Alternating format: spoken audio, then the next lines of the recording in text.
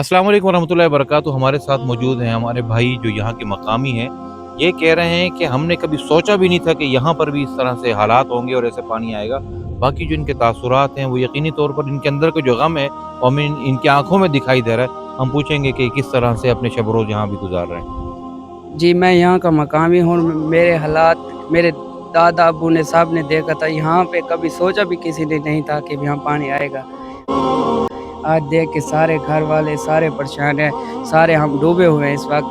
हमारे पास कोई वसैल नहीं है। जो हमारे पास जो भी वसैल था वो सारे ख़त्म हो गए। लाइट तक भी सारे डूबे हुए हैं। किसी के पास खाने के लिए कुछ भी नहीं है, पानी के लिए भी कुछ भी नहीं है। जानवर सारे डूबे हुए हैं।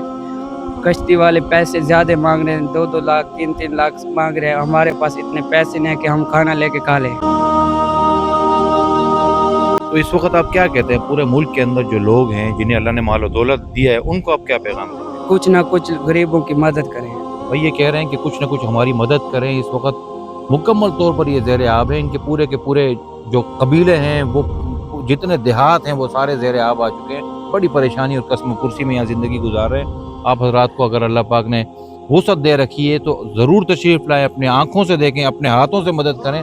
आज आपके भाई परेशान, आपकी आमद और आपकी मदद के मुंतज़िर हैं।